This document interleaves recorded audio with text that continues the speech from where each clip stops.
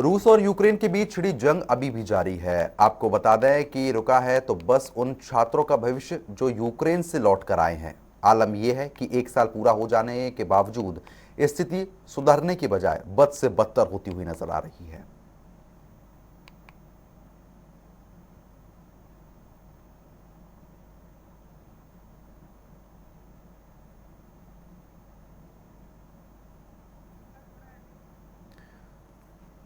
तो फिलहाल आपको बता दें कि एक साल हो चुका है, लेकिन उसके बावजूद भी जो छात्र हैं उनका जीवन यहां पर रुकता हुआ नजर आ रहा है। ऑपरेशन गंगा को जाने। आपको बता दें कि यूक्रेन से लौटे छात्रों की पढ़ाई ऑनलाइन जारी है। फिलहाल भारत सरकार ने ऑपरेशन गंगा चलाया था। 15,000 से ज़्यादा बच्चों की वतन वापसी हुई थी। हिमाचल के करीब 250 बच्चे यूक्रेन से सकुशल लौटे थे। यूक्रेन में मेडिकल के छात्र थे ज़्यादातर बच्चे।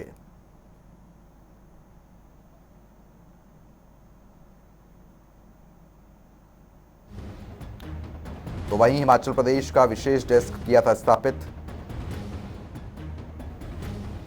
हेल्प डेस्क में हिमाचल के प्रोटोकॉल अधिकारी की लगी थी विशेष ड्यूटी। छात्रों को दिल्ली से घर लौटने के लिए मुफ्त यात्रा की सुविधा थी। हिमाचल के बच्चों को रुकने के लिए मुफ्त इंतजाम किए गए थे। विदेश में पढ़ रहे भारतीय छात्रों के लिए एनएमसी की गाइडलाइंस। मेडिकल छात्रों के लिए 56 महीने की ऑफलाइन पढ़ाई जरूरी। मेडिकल की पढ़ाई करने वालों को एनएमसी की मान्यता जरूरी। युद्ध की वजह से नहीं हो पाए छात्रों के प्रैक्टिकल ना होने से एनएमसी की मान्यता पर खतरा।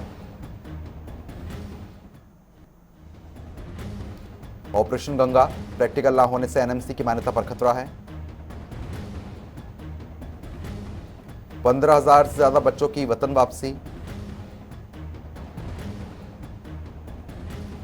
हिमाचल के करीब 250 बच्चे यूक्रेन से लौटे। यूक्रेन में मेडिकल के छात्र थे ज्यादातर बच्चे। शिमला, सोलन, ऊना और कांगड़ा के बच्चे इसमें शामिल थे। यूक्रेन से लौटे छात्रों की पढ़ाई ऑनलाइन जारी। प्रैक्टिकल ना होने से एनएमसी की मान्यता पर खतरा।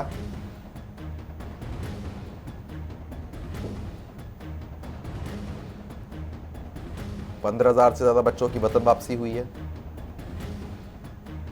हिमाचल के करीब 250 बच्चे वापस लौटे हैं। हिमाचल के लिए खास क्या कुछ था वो हम आपको स्क्रीन पर ग्राफिक्स के माध्यम से बता रहे हैं। हेल्प डेस्क में हिमाचल के प्रोटोकॉल अधिकारी की विशेष ड्यूटी भी लगाई गई थी। छात्रों को दिल्ली से घर लौटने के लिए मुफ्त यात्रा की सुविधा। हिमाचल के बच्चों के रुकने के लिए मुफ्त इंतजामात।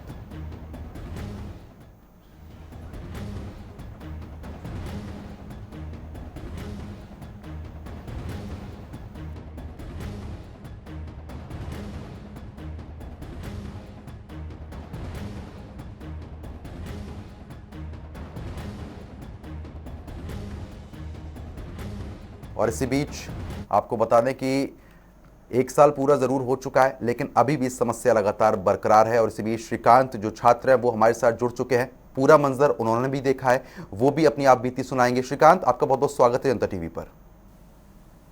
Thank you sir.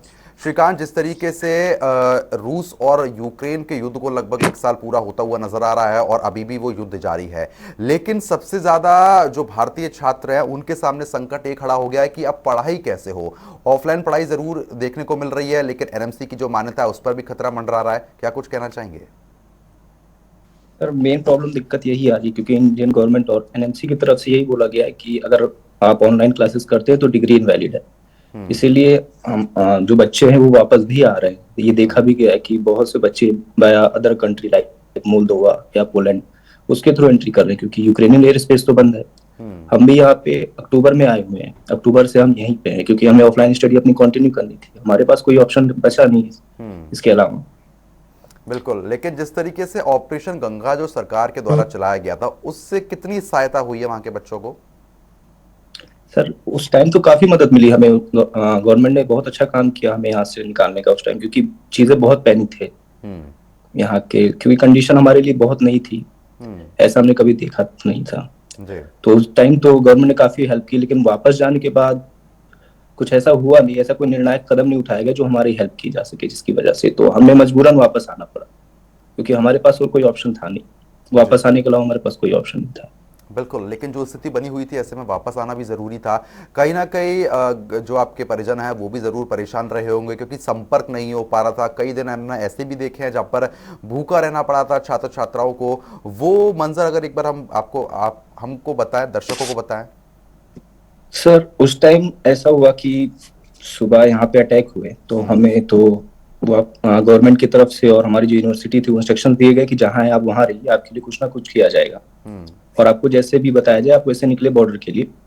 But students जो यहाँ के थे वो इतने पैनिक हुए, क्योंकि और भी कंट्री के स्टूडेंट्स हैं यहाँ पे, सिर्फ इंडिया के नहीं है, अफ्रीकन स्टूडेंट हैं, पोलैंड के हैं, काफी और कंट्री के स्टूडेंट्स हैं, तो सब एक साथ पैनिक होकर बॉर्डर पे पहुंचे और वहाँ पे भीड़ बढ़ गई। उस टाइम पे 12 घंटे 14 घंटे हम लोग को बॉर्डर पे खड़े रहना पड़ा, बॉर्डर क्रॉस नहीं हो पा रहे थे हम, इतनी भीड़ थी उस, और भूख प्यास सब चीजें प्रॉब्लम थी काफी। बट बॉर्डर क्रॉस होने के बाद इंडियन एम्बेसी वहाँ के, जैसे आपने देखा होगा हमारे कई राजनेता आए भी थे पोलैंड या रोमानिया बॉर्डर पे हमें रिसीव करने, हमारी हेल्प करने की, वहाँ पे कोई प्रॉब्लम ना हो। तो उसके बाद चीजें ठीक थी, लेकिन उसके पहले काफी दिक्कतें हुई हमें, बॉर्डर पे जाम लगा हुआ था, हमें 10-10 12-12 किलोमीटर पैदल चलने पड़े, जो हमारे और भी साथी थे, जो दोस्त थे हमारे। जी, चलिए ठीक है श्रीकांत, बहुत बहुत शुक्रिया हमारे साथ बातचीत करने के लिए और तमाम जानकारी हमारे साथ साझा करने के लिए। तो फिलहाल अभी के लिए सिर्फ इतना ही, लेकिन खबरों का सिलसिला लगातार जारी है, बने रहिए हमारे साथ। नमस्कार।